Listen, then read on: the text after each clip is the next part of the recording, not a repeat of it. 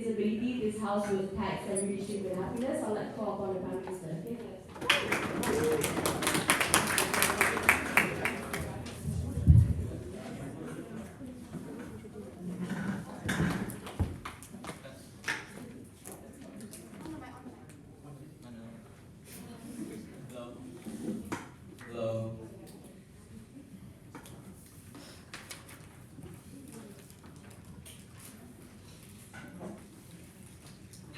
The reason why I get out of bed every morning is because I know that every time I get out of bed is another morning, and every day is a step closer to the weekend where I'm able to debate and I'm able to be happy.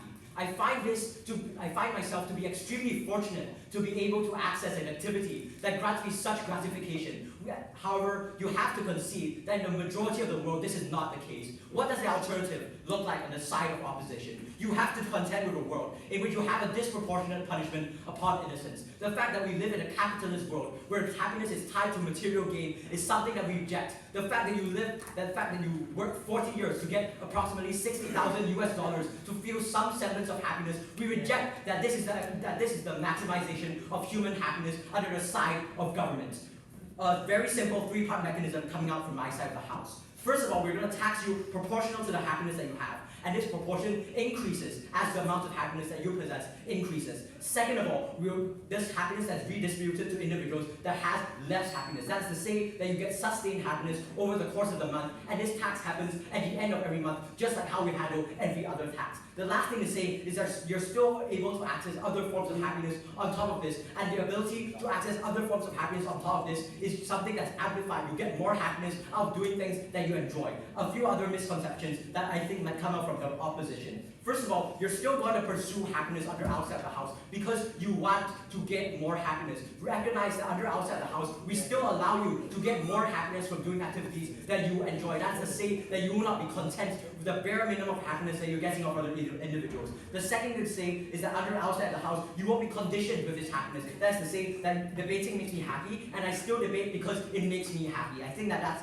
something that you need to understand. Two substantives are forward in this speech.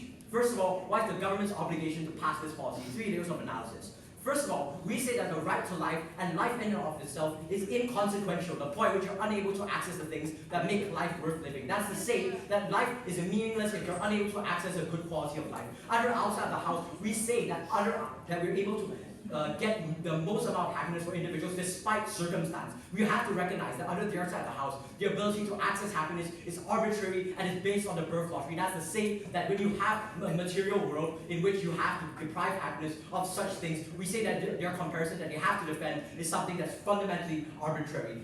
We say that therefore is an extension of the right to life, that you are able to access the rights of happiness that you get exclusively under the side of government. Second thing I'm going to say is that all rights are created to help maximize happiness. That's to say that we say that you have a right to be freed of torture, because torture is something that deprives you of happiness, that deprives you of the ability to make happiness. We say that things such as the right to education, the right to vote, are all things that are necessary, consist of you being able to be happy. Therefore, we say that it's the government's duty, if they want to fend for individuals on the ground, that this is an extension of your duty, is an extension of them to provide for your citizens. The last thing to say is that why is their obligation to do so? We say that taxation without representation is tyranny, and if all individuals are contributing to the government by way of happiness, by way of money, by way of productive capacity, we say that it's therefore the government's obligation to provide representation for these individuals and to give them the happiness that they so deserve under the side of government. We say that this is the extent of the principal analysis that they have to take down. Secondly, I'm going to talk about why you get a more meaningful life under outside the house.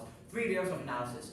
First of all, we say that you get more motivation to continue life. Why does this necessarily happen? We say the point at which you get the bare minimum of happiness that you get under outside the house. If you're depressed, you necessarily get a more proportional amount of happiness from other individuals. That's to say that you more often not won't take your own life because you're able to feel some semblance of happiness. You're able to feel this ability to make you think that life is worth living. We say that life is inherently tied to your ability to get happiness. That is to say that our definition and the metric in this debate is who creates the best life for individuals. We say that the fundamental meaning of life is for you to be able to access happiness and to access gratification. The things that make you think that life is worth living, we say that we are very proud to propose on this metric. Second thing to say is about how you incentivize individuals to seek out more happiness. The point at which they already feel happiness from other individuals, that's to say that they therefore realize that that happiness does exist in this world. For example, the mentality in the moment, the mentality of depressed individuals is that they will never feel happiness again in their life, that you have to be content with your circumstances, that what they have as of the status quo is all that they can get. We say that we remedy this under the side of government because we give you what is to come. Yes. So happiness is something that will be taxed progressively. So for example, if everyone in this debate has the same amount of happiness and you win the tournament, you will not find that happiness because that happiness will be redistributed to us for losing. We say that outside the house is going to be proportional. We're not going to tax 100% of your happiness. Please, come on. We're going to tax, like, for example, in developed nations with a high dependency ratio, there's a maximum of 45%, for example, in Sweden. We say that this is the same thing here, right? Outside the house. We're not going to deprive you of your ability to get happiness. We say that you're just going to pay a proportion of happiness to individuals that are less fortunate than you. Going back to my analysis, third layer of analysis, as to why you get a more fulfilled life and why you're able to enjoy life more under the side of government. Why is this the case? We say that the point at which you're able to access this happiness, you're more often than not going to self-actualize and you're going to start diversifying. That's to say, you're going to try new activities, you're going to be able to find other things that make you happy because you already know that happiness is out there in the world and you're able to access it. Therefore, you want to access more happiness. We say that this is the mentality that we want all individuals to have. That's to say, that if you enjoy a single activity, for example, if I enjoy debating in front of a large crowd, I should try and do this as much as possible because it maximizes my happiness. I say that this is the mentality that we want individuals to have. What's the comparison that they have to defend other beers at the house? They have to defend a world in which individuals more often than not are unable to access the bare minimum of happiness. That's to say that, for example, poor individuals who only look at the question of their own sustenance have to deprive happiness of having something to eat. We say that this is something that we do not want. We want individuals to be able to self-actualize. We want individuals able to recognize that this is the extent of happiness and there are more happiness out there for them to achieve. We say that this is what we want under the side of government. That's what they stand for in this debate. We say that more often than not, you're going to get more fulfilled. What's the impact of this argument? Why do we think that this is relevant in this debate? We say that the crux of human life is self-actualization and realizing what makes you happy, and therefore the ability to climb the social ladder, the ability to make money in a materialistic world is tied to ability to access happiness because we recognize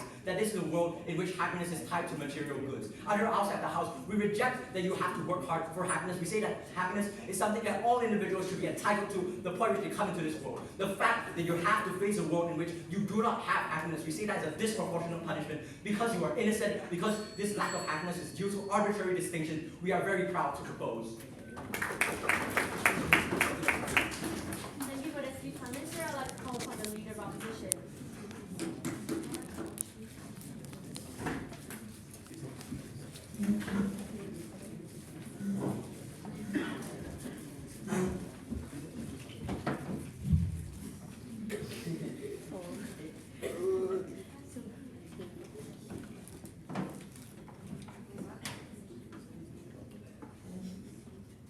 Ladies and gentlemen, I'd just like to start my debate by saying that side government's characterization is extremely convenient to their case, right? And before I go on to that, let me just go on into my rebuttals. Number one, they say that this is a form of taxing, but truly, in their case, it's not. Why? It's because in their case, they take the benefits from everyone who pays it, and then they give it back, but they don't distribute it fairly to everyone who pays it, right? So not everyone benefits out of this, right? Number one, ladies and gentlemen. Number two, you see that for many people whose life is sad, they deserve happiness. And this is assuming the people who actually didn't choose this for themselves or didn't make decisions that caused them to be sad, right? Well, I agree, and I want to explain why. Without being said, ladies and gentlemen, let me move on to my final argument and my final rebuttal, which really doesn't fit into my case, and I don't understand what side government is trying to do here, right? They say that they don't tax happiness evenly, or they don't tax happiness so that everyone feels the same amount of it, right? So they don't tax it evenly. Then what's your case about being fair? You say you want to be fair to everyone, but then you don't tax happiness immediately. Like, where's the debate? It's a contradiction, ladies and gentlemen. It's only fair if this debate takes place in a world where everyone is fairly taxed. With that being said, I'd like to move on to my case at that, right? What are we actually trying to achieve here? We want a more productive and efficient society where people live take one later. And this society being Interschool, where people live life to their fullest, along with a fairer society where people get what life has given them, whether it be fair or not. We want to explain why we say this later on, right? What do we need to prove to win today's debate? We need to prove that a society that is always happy in your world isn't always a fair society where people live life to the fullest, and isn't always a fair society where people are the most productive and efficient. What do I mean by this? Before that, let me jump into my problem statement about the main problem that exists on side government, right? Now, ladies and gentlemen, understand that side government talks about how, I'll take one at five. Side government talks about how if everyone is happy, So this is the problem with them, right? They say if everyone is happy and no one truly work for it, that's literally what they're proposing, right? So you take some people may have worked really hard for happiness, right? Some people may have gone out every day, work hard, out of bed, and then right, you take the happiness of these people and you tax it to a lot of people who actually didn't work for this, people who didn't push for it. While although a lot of people didn't dig this hole for themselves and you tax it, overall it's just an unfair model, right? It's this communistic model and we don't agree with it. Number one, because it's not principally justified. Furthermore, assuming this communistic analogy is prevalent on side government, we'll want to talk about how this fails to achieve the goal of allowing individuals to be more efficient and productive and allowing them to live life to its fullest, right?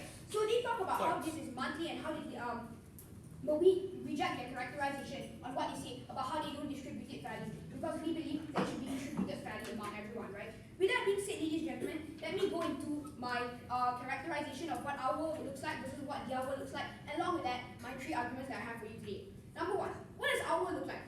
Our world is status quo, right? It's a world where many people actually get what they deserve. While a lot of people in the end of the day aren't born into the life they deserve, most and majority of society actually have to fight and push on the basis of emotion. Understand, ladies and gentlemen, the very reasoning we even do things every day is on the basis of emotion. That's what incentivizes us. Fine, I want a big car, but why is that? Because I want to feel happy, right? But for example, ladies and gentlemen, if this happiness is fair among everyone, where is this push by everyone, right? Society is constantly evolving on our side. I take 1 at 5. Society is constantly evolving on our side and becoming more and more progressive, along with becoming more efficient because of this. Because on our side, everyone has to work for something, everyone wants something, and because of that, everyone is incentivized to get this thing. What does their world look like? In their world, happiness is distributed towards everyone, and we accept the characterization that is distributed fairly. We've already explained why previously. But not everyone deserves it on their world, right? So on their world, although there are some people who didn't dig this hole for themselves, where they're like really sad and they're like born like a war or something, right? And they want to give happiness to these people. We want to talk about why this is not justified, although it's not fair to these people, right? Because on their side, right,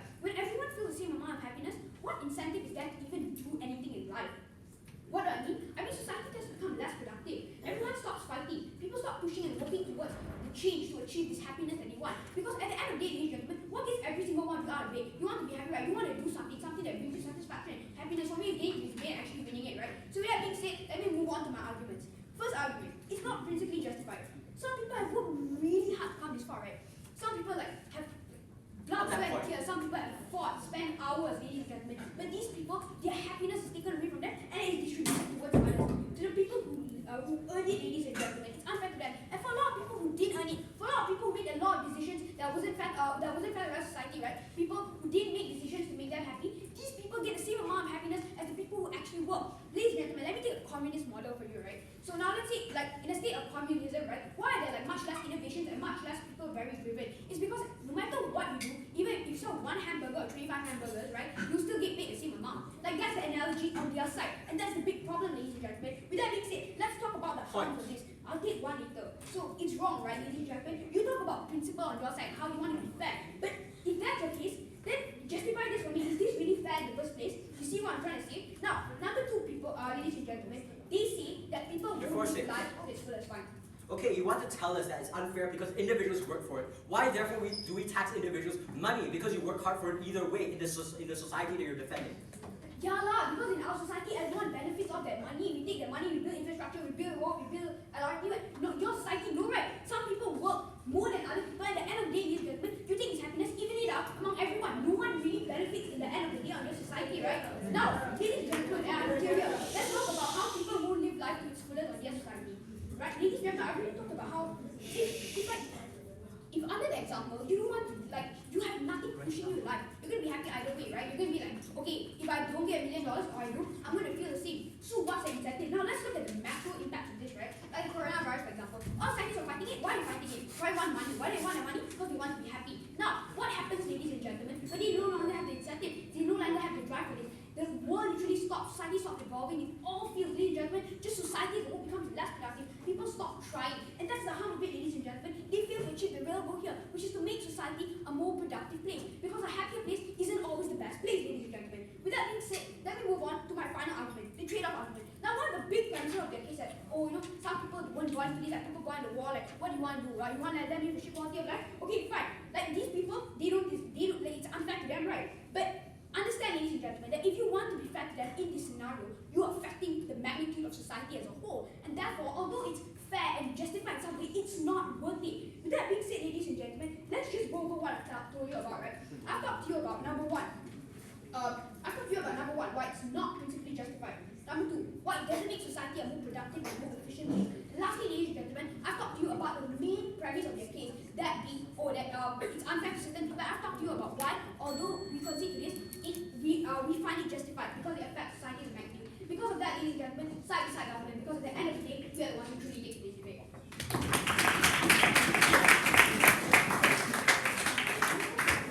Thank you for the speech. Leader of opposition. I'd like to call upon Deputy Prime Minister to continue the government's case.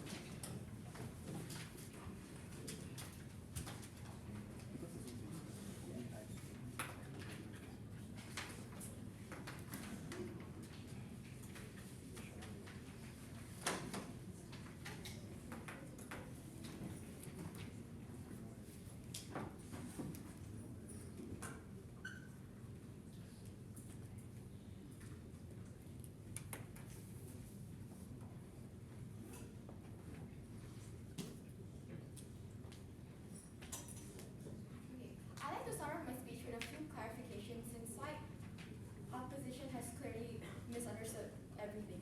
So clarification is that this is basically the bare minimum that you need in order for you to be able to get out of bed every morning. This is the bare minimum amount of happiness that you need for you to be able to want to get out of bed, for you to be able to want to live, for you to be able to want to do something that's productive in your life. Second clarification is that you're still able to get additional happiness through this. This is just for people who don't have that. You're still able to get additional happiness, let's say through debating, or that you're able to get additional happiness through things that you do and through things that make you happy. And I think the third clarification is that we've still proven to you why you still get more meaning in life, because this is literally just the bare minimum that you need for you to be able to want to live, for you to be able to want to get out of bed every morning, for you to want to live in that case. Okay, I think I also want to continue my speech with a few rebuttals.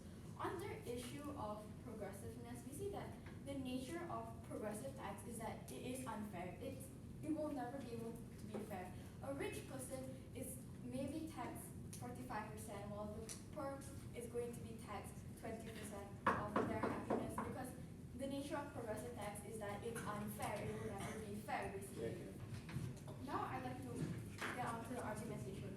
I have basically one point for you in this debate. Firstly, on the issue about the fact that productivity increases 2 years of analysis. Basically, firstly we say that outside of the house, you're able to become more productive. That is to say, how does this happen? And yeah, basically.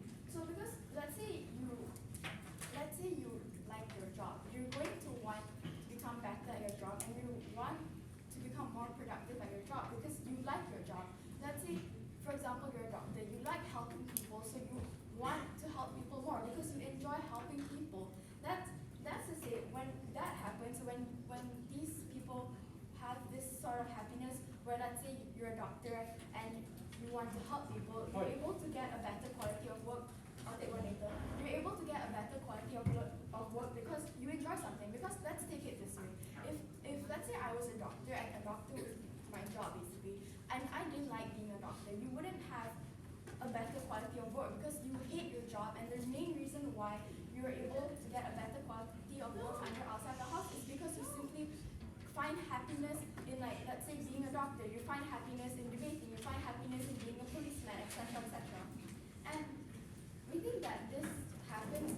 Why does this happen? It's because when these people want to pursue more, what do I mean by that? Basically, they want to become more motivated to better society because they already find happiness in the things that they do. For example, their job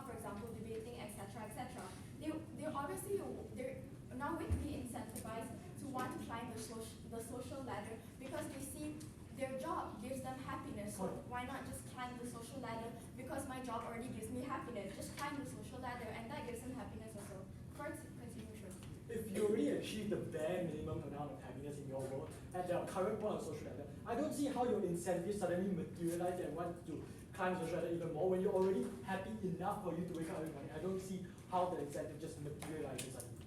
Okay, I think I've already clarified this, is that you're still able to get additional happiness, and you're literally still able to get additional happiness. That's to say is that you have the bare minimum of happiness that you're able to achieve, the bare minimum happiness you're able to get. You're still able to get additional happiness. That's to say that if I already like being a doctor, I would want to become a better doctor because I like my job. If I like debating, I want to become a better debater because I like and I find happiness in debating, basically. And you think, why does this happen? Continuing back, is that you're going to get more mentally and you're just more happiness. Because that's to say that when, I'll take one later. That's to say that when you're already motivated to become and you want to become better to society, you're obviously going to want to climb the social ladder, and for you to be able to be at the top of your job, to be the best at your job, because you already find happiness and you already enjoy your job enough for you to want to climb the social ladder. And we simply don't see how under that they think that you won't be able to get additional happiness. I've already clarified this on my speech, and I think I'll clarify it again because they don't seem to understand. Is that this is the bare minimum. I'll take one later. This is the bare minimum amount of happiness that you're able to get. You're still able to get additional happiness. That is to say that you enjoy something, you're still able to get happiness from that. And it's not just like you like something and you immediately don't find happiness in it. You're able to get additional happiness, and yeah, basically that's it.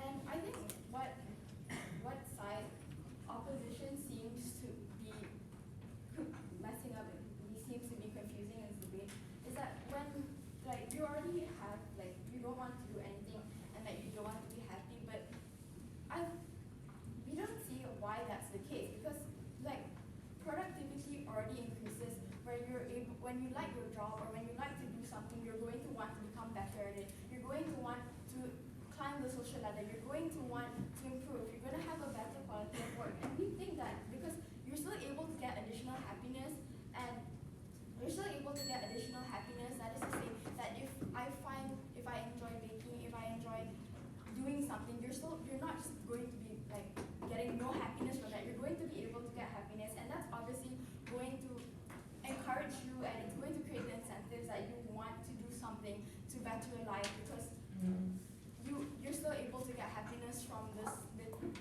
small things, and that it won't just want to make you to not do anything just because, oh, if I do something I won't get any happiness from it. If I do something, it won't make me more happy than I already am. But you're still able to get this additional happiness on your outside of the house, and that you would still, this will create the incentive for you to want to do something because it betters your life and it gives you joy in doing the thing. And what I've brought to you today in my speech, I've already brought to you today that you'll still be able to get this additional happiness, and that their point on progressiveness does not stand. And I've already given to you why you're still able to become productive on your outside of the house. And with that, I'm going to call this video closed.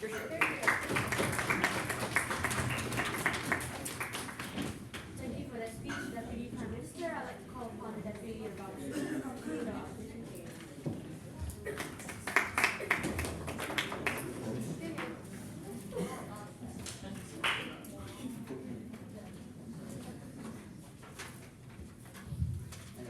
Hello. Yes. Yes. Hello.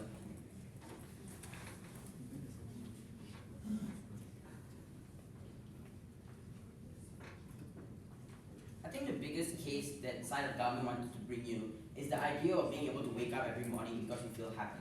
I think they don't do this correctly because of a few reasons. The first is that they don't tell us as to why sadness is an incentive in order to improve your lifestyle. So obviously when you're sad, you want to improve that living condition. I don't see as to why a reason as to why you need to be happy and then only then be able to improve that living condition. Because if you want to say that you want to improve your living condition, sadness is the more drive to it in order to improve. I think that is more legitimate if you're feeling more sad and not feeling more happy, and that's why you improve. The second is that happiness makes you complacent. Is that inherently it makes you feel that you're okay with your life. Your you feel fine with what you're doing. So even if this is necessarily a good thing, it doesn't materialize all the benefits that TPM wants to tell you, right? Like you would not be a better doctor just because you're happier as a doctor. It's because you're not happy enough to just be a normal doctor. You want to be better. And that's the reason as to why if you're sad and you immediately give this person happiness, there isn't a reason or there isn't an incentive for you to work harder in order to be the better version of yourself. Therefore, you will just stay that version of yourself and you wouldn't improve anymore.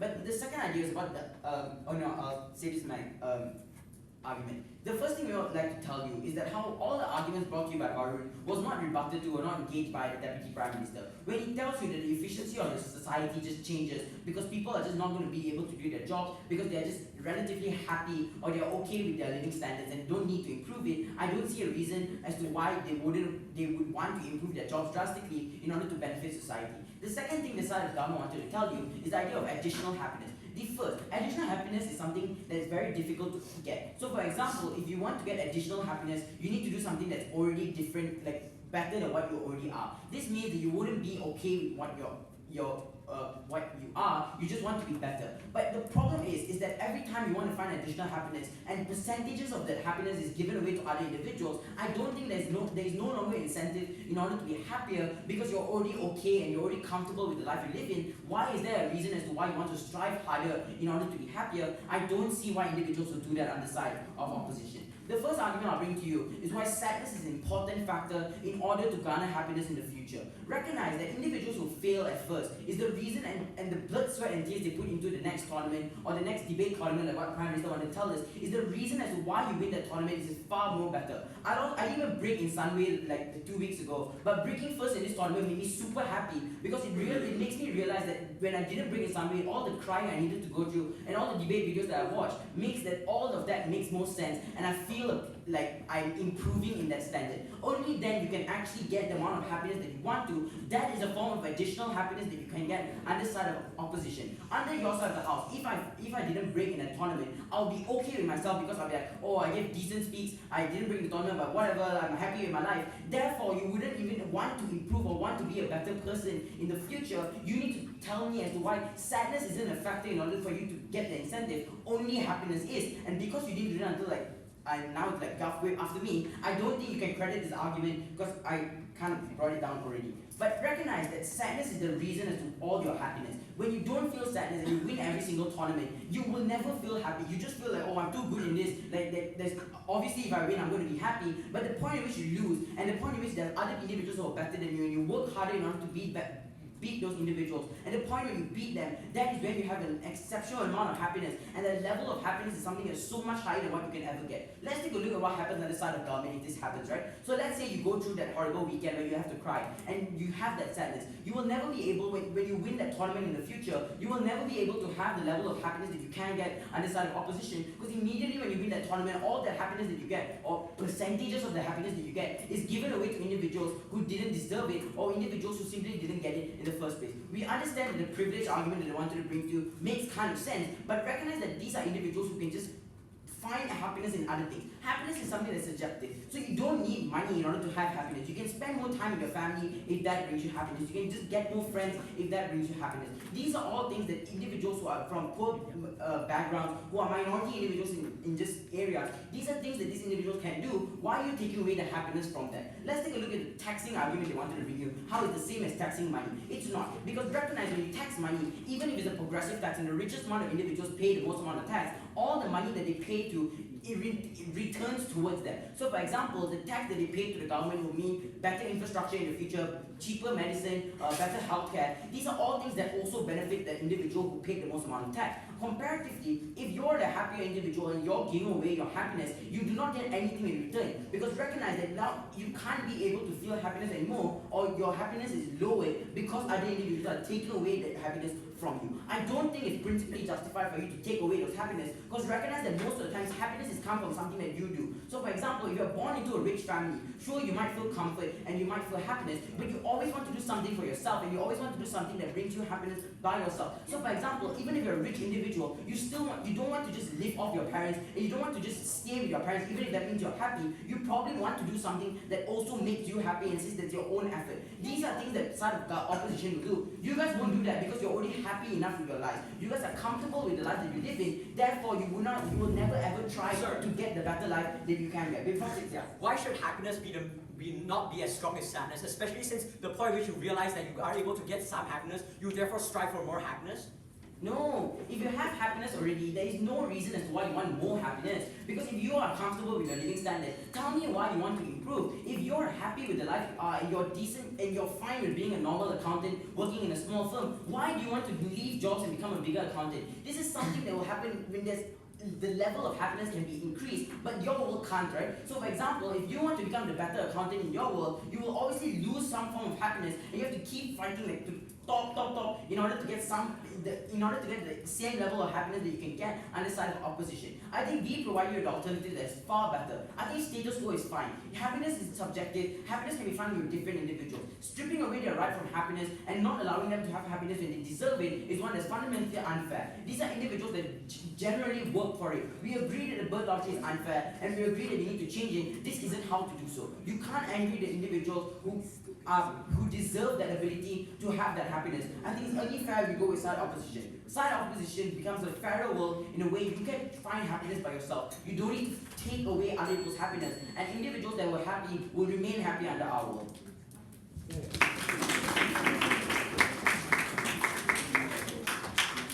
you for the speech, Deputy Leader of Opposition. I'd like to call upon Dr. Wesley.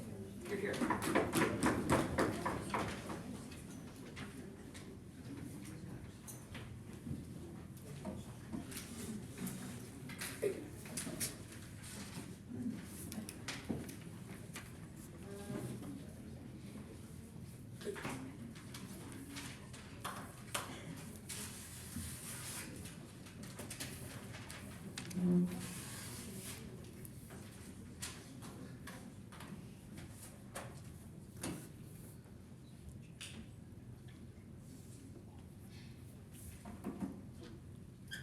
Hello?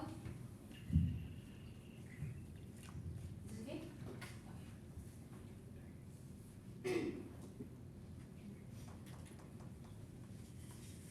I think something that I straight away need to clarify inside government, right, is the fact that they even consider, look at their rich people analogy, right? If you're born into a rich family, you still feel some comfort, you still feel this kind of like, you will feel satisfied in your life, but you still want to do things for yourself. We think that this is exactly the kind of world that you get on side government. We think that just because you have this injection of happiness, it doesn't mean you're going to be complacent, right? Let me just tell you something real quick. Happiness is a human right. Happiness is a fundamental human right, because every other single right, including your bodily autonomy, including your right to life, is directly tied into you being able to be happy at the end of the day. Side opposition coming up here and literally saying that some people do not deserve this fundamental human right is something that we find absolutely abhorrent on side government here, right? Here, main clash in today's debate, which side will produce more productivity at the end of the day for society, and which side will bring you more happiness in the long run, right? First of all, we think that we still win on the more productivity clash here because of this, right? They seem to paint this picture that when you get this form of happiness, this simple,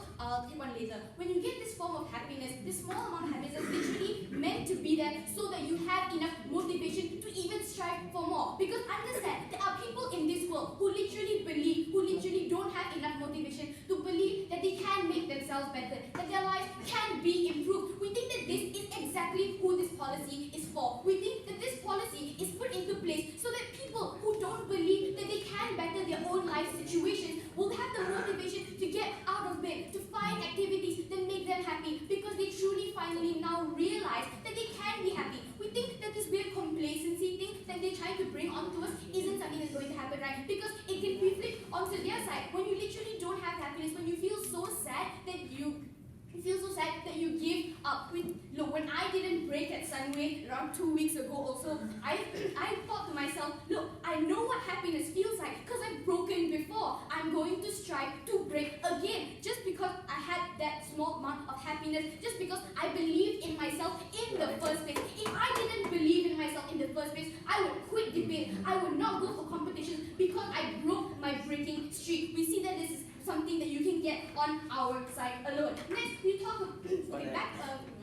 Okay, so the reason as to why you feel that is because you don't operate in a world that side government proposes. Because if you do break in a previous tournament before some way, then you will always feel that that level of happiness is that. So even if you fail to break in some way, you will still feel like I'm same level as what we are, and therefore you'll still be comfortable and happy in your life.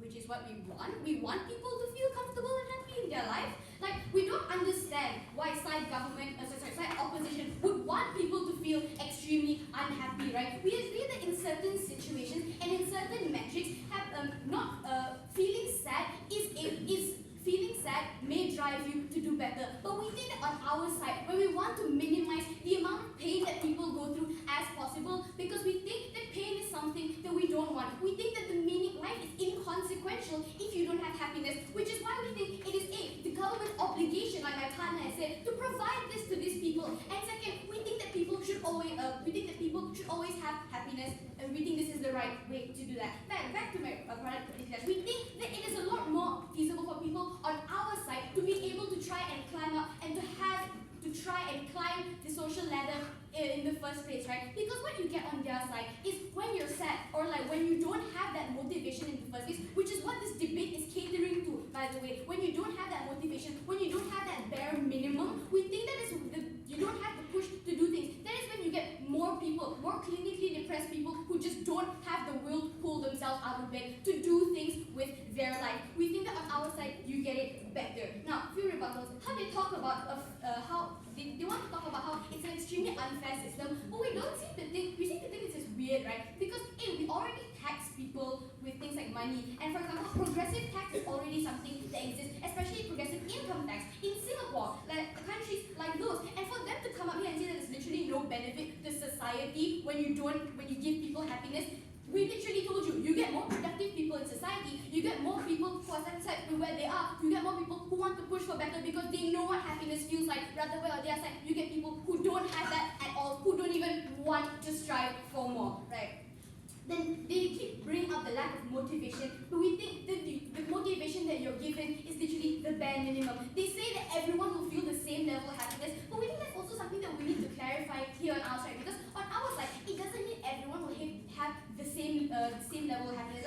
That's not how proportional things work, because we think that if you can still get additional happiness from doing things you enjoy, right? Because we think that you're going to be taxed based on the average. You're not going to be taxed every single time you feel happiness. It's going to be taken from you straight away. You can still have those moments of happiness. It is just that if you are a generally more happy person, you get taxed more. It works like every other tax, right? We don't see why you can still feel the origin, like those bursts of happiness as a competition. We just think that this policy gives you the bare minimum amount of happiness that you need. You won't be so happy to the point where you're literally complacent with your life and you don't want to improve. We don't see why the opposition keeps pushing this on us, right? We think that happiness, again, is extremely subjective, but we have to acknowledge that happiness is also on a spectrum, right? We think that sure, even while they say poor people can access happiness, we don't see how we're taking this away from them. Like they seem to paint out how we're taking away happiness from poor people. We don't see how that's happening. But on our side, we think that because happiness is on a spectrum,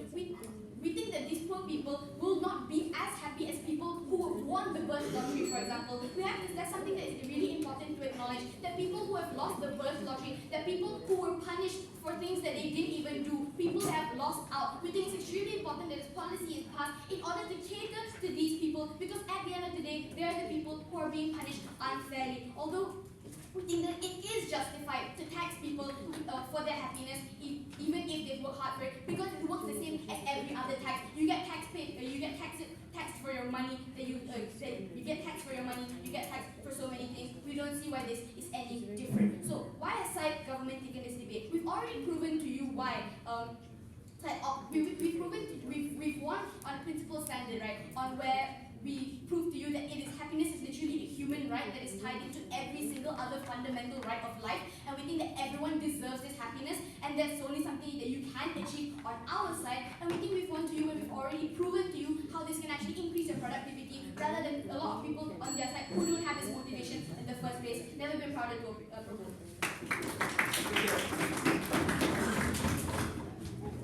Thank you for listening. I'd like to call upon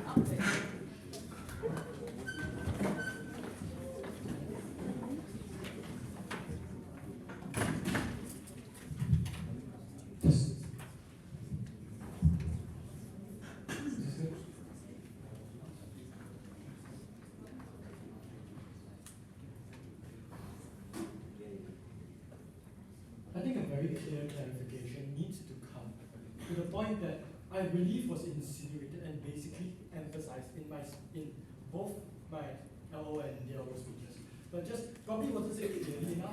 But I'll bring it up here. Both sides want people to be comfortable. We can agree on that. Both sides want people to be happy. We can agree on that. It is more likely the way we want people to become happy that is the main contention of this debate. We outside opposition do not believe that your method of making everyone happy and suddenly make everyone incentivized is the right way, the correct way, or the principally justified way. And I will get to that one. But before that, a few rebuttals that do not fit into the integration of my rest. First, oh my God, what is this about money?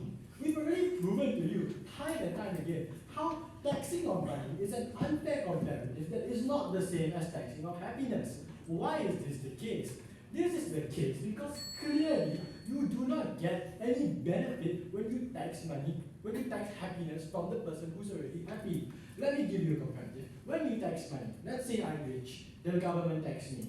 In the end, I know my money is going to go to the LRTs or the MRTs or the building of the road that I will end up using as well. Comparatively, if you tax happiness, if I give up my happiness, I don't know, this happiness isn't going to suddenly come back to me because I am the more happy individual. So therefore, for the flip side, I do not get any benefit, which is totally different from the taxation of money. Sit down. Next, being born in privilege, which came up from government way.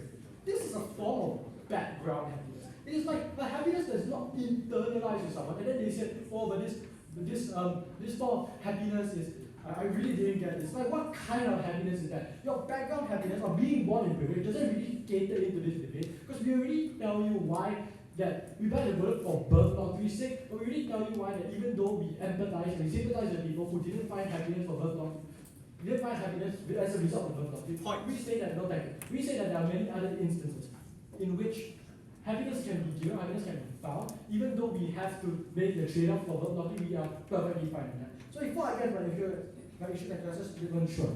Okay, so I'm a black individual, and every time I pay tax, the money goes to white farmers in Iowa. The government taxes people not because it benefits you, but because it benefits the community. You don't get a say in what the government does. It acts for the welfare of all people. No, you see, as a black individual, I get taxed. Okay, maybe some of my money go Iowa, but doesn't that mean that also maybe some of my money will go to my home state? Or, okay, even at your best case, let's say go Iowa. Maybe I farmer travel to Iowa, I won't get the pothole on the end of the road that was my tire. So in the end, regardless, the benefit still comes back to me. So I don't get what you're trying to say. It's not feasible. Come on. Okay, next. Moving to my issues and clashes. Two issues in case. First, who better furthers productivity? And second, what is more principally justified? So let me go to the more important one. First of all, principle justification. In Gov's world, okay, the right to happiness, they say, is inherently linked to the right of life. Let's take them at their best case, okay, that the right to happiness is inherently linked to the right of life. Then, isn't it in your world you are also taking away that happiness from individuals? So aren't you violating the exact right that you're trying to push outside? Because you take away the forms of happiness from people. If right to happiness is inherently linked to the right of life, then you're technically taking away the right of life to people who just have more rights. I don't think that's how rights really work. And if your metric truly stands, then it turns violate that extreme right that you're trying to propose today. Therefore, the harms of this, your harm that you're trying to push on us, still exists on your side, and therefore outweigh all the benefits if the right to happiness is truly inherently linked to the right in life. What does it look like in Oxford? It's more principally just because the majority of people vote for it. Granted, we concede the birth lottery. However, we think there's a minority case that we are willing to trade that off. Because while we are fair to everyone, we give everyone an equal opportunity. Compared to your side, where you give everyone the bare bones minimum, and that's not principally justified. But even though you're being equal to some sort of right, you're still taking away what you think is a principal right from other people. And we don't think that is something that we are willing to principally stand for in some opposition, but apparently is what the government wants. So secondly, which better furthers productivity? As a train of mindset, I think there's this part here, and there's like this part there, but what we're missing is like that part above. And that part above is really how is that better motivation? Like, why is it that if I'm happy, like if I get the bare minimum happy, how will I achieve forms of happiness? I think that your benefits of forms of happiness actually are mutually exclusive to side opposition. This is why. See, if I get enough happiness to wake up every morning, remind me, why would I want to suddenly be incentivized to achieve more forms of happiness? Because number one, if I achieve more forms of happiness in your world, they're going to be taxed anyway, so inherently I get less forms of happiness. So getting more forms of happiness leads to less forms of happiness, so therefore more equals less on God's world. This is inherently wrong. See, in God's world, people seek out forms of happiness, but we don't understand why would they want to. Because everyone just has the basic minimum that they need. And people in God's world are totally fine with that. They don't need to achieve more forms of happiness because they have what they want. If I'm already very full with the KFC lunch that I ate, why would I want to go out and suddenly find better food if I'm already full? That doesn't really make sense. That doesn't have the logical ground. However, on Ops world, we say that people A have other emotions to motivate them that serves as even a better motivation, like sadness or maybe like anger. This gives them better incentives and better motivations and a better way to achieve happiness. So in overall, we show you that we have the best. If you want to talk about happiness in and of itself, which I think is just one part of this debate, if you want to talk about happiness, I think in Ops world, we perfectly prove to you why we are more likely to A, achieve happiness, and B, be fine if we don't. Because we have other forms of motivation that's better, and that we produce better productivity rather than your communistic tax government that taxes their happiness, which we've already told you was wrong. So in all these issues, in both my crashes, both crashes go to opposition, and this is why we very clearly prove to you that we have won this debate. Thank you.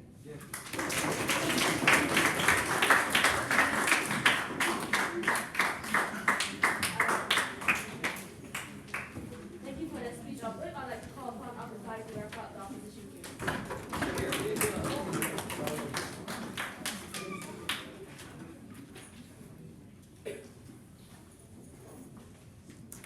I think this debate generally boils down to around three ideas. The first, the idea about principle. Because Gov wanted to argue that it's principally justified in order to tax other individuals' happiness, because that means that people who are born into bad communities or people who just lost the birth lottery will be able to join the amount of happiness, able to get that amount of happiness, and that's one that's justified. I think it's very clear from all our speeches that taking away happiness from another individual is simply just not fair. Taking away happiness from individuals who tried their best in order to achieve something is not necessarily fair for those individuals. You cannot, it's just principally unjustified for you to take away that happiness in order to give the happiness of individuals who A, probably didn't earn it, but B, who are just like, they're sad but they have lost the birth lottery. Because I think it was quite clear, and even in Wesley's speech, that obviously you cannot take away an individual's happiness. Because if you want to argue that the right to happiness is a basic human right and it's joined to the right to life, then you're also breaking that right to life by taking away happiness from other individuals. I don't think your argument then holds that much of value, because all you want to do is the principal thing and you clearly didn't do it properly. The second thing is the idea of which emotions generally give you motivation. Because recognize that the side of government wants to tell you that once you're happy, then you want to be more happy. I don't think this is the case, right? Because a lot of times people do things that they don't, because they want to improve that standard, because they just can't stand living in that standard anymore. That's the reason as to why you want to do it. So it isn't because you want to get a better life. It's because you just don't want to be in that life in the first place. You don't want to live in a life where it's horrible conditions. You live in a bad neighborhood. For example, you want to get rid of that. And getting rid of that means that you're getting rid of that sadness that goes with you, and you're finding other ways of happiness. If you're happy in that neighborhood and you're happy with the life that you're in, tell me why you will want to have more incentive in order to work. Because if you're already happy with what you're in, I think it's more likely for you to just remain that amount of happiness, because that's already something that you're comfortable with, and that is already something that you're happy with. I think productivity then goes down. Because this is really my third issue, the idea of productivity. Because even if it's true that more individuals are happy, and let's just assume that most of these individuals who are happy have the ability to find jobs. Like, even if they do find this job somehow, these are individuals who still will not be productive. These are individuals who will be decent and they'll be comfortable with their jobs there. Compared to side of opposition, when you live in a life in that you are just a normal doctor and you simply do not make enough money, but you're generally just not happy about it, you will want to improve that living standard. On the side of government, if you're a doctor and you do not make enough money, you will just be, it's okay, I'm happy enough with the job that I have. I don't want to improve anymore because I'm generally just happy, and improving means the sacrifices I need to make. I don't want to do that because I'm already happy. Those are things that the narratives that you point to side of government. Individuals under your side of the house will never want to do this, because they always want to remain as comfortable as possible, and that means just staying where they are and not improving that living standard that they don't want to live in. On the side of opposition, we have the ability for individuals to change their perception is much higher, and the reason for it is because they don't want to live there anymore, or they just don't want that life anymore. They want to improve their living standard. I think that's one that's very important. Individuals who can't do this, individuals who just simply don't have that amount of happiness, is not going to find any form of happiness under your world either. I think you just give them that ability to just feel something, and once that ability goes away, you recognize that that wasn't really a great thing for you, or that isn't that technically your thing. For example, if a rich individual is comfortable with the life he is in, he's comfortable with the house that he lives in, that huge mansion, these are things that he cannot internalize because these are things that he did to the world. These aren't things that he didn't buy that house with his money. He still would like to do something that he wants. That is the form of happiness that an individual will do. I don't see as the rebuttal from government that really destroys that argument. I think in general, I think we provide to you a world where individuals can uplift their living standard because of the ability for them to just want to improve it, because they just simply can't stand it anymore. And the more individuals who do that, the more individuals who are happy.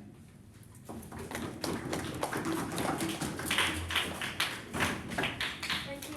I'd like to call upon Dr. Fly to wrap up the delegate.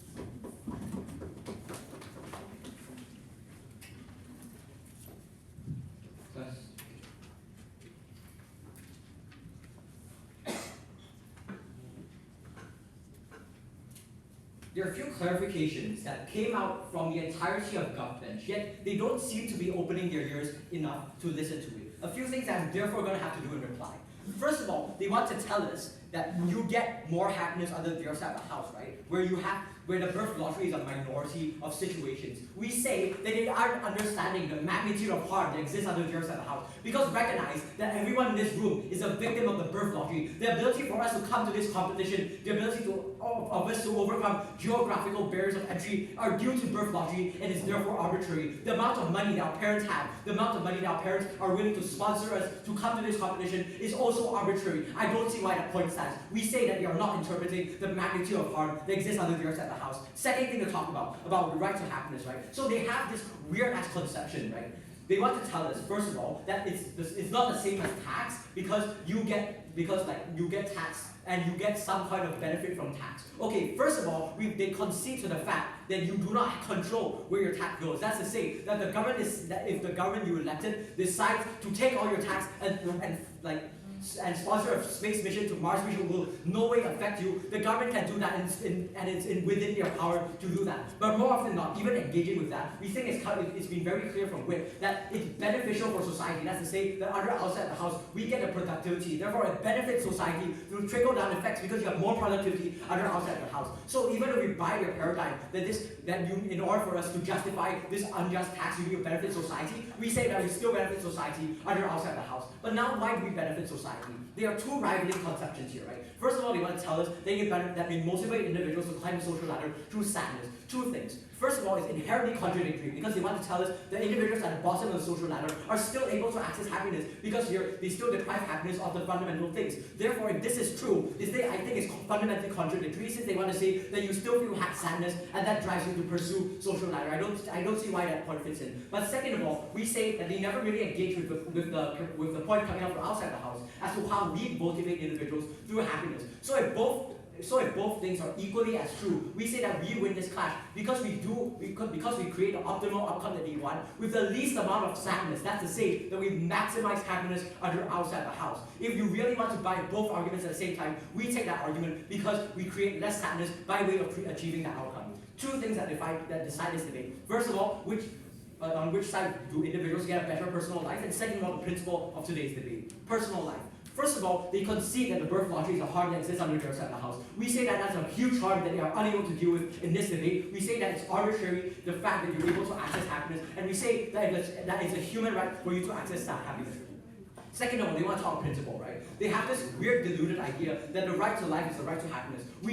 That isn't what we said. We said the right to happiness is an extension of the right to life. So if we tax your happiness, we're not taking away your life. We're taking away a proportion of your happiness. So you're still able to access happiness. It's just that more individuals get happiness outside the house. This is the conception that you're missing. Recognize that in this debate, you're being very convenient with how they interpret our case, right? Because coming up from PM, they want to coming out from LO. They want to push burdens upon us that were clear coming out from PM in our mechanism as to how we run this debate. They want to tell us that, oh, it's a communist model in which you take away all your happiness and make everyone have the same level of happiness. We say that's not the case. We take away a proportion of your happiness. Therefore, if you earn your happiness, you're still going to get some proportion of the happiness. You're still going to get more happiness than other individuals. We're just going to say that other individuals have more happiness than in your world. The comparison here is that you get 100% of your happiness, in which other individuals get 0%. Our comparison is that you get 65% of your happiness, and under outside the house, you get 35%. It's math. Under outside the house, we benefit more people in the long run. So if you want a world in which individuals, in which it is principally justified, in which you protect the right of individuals to have a good quality of life, and you benefit individuals in their pursuit of happiness,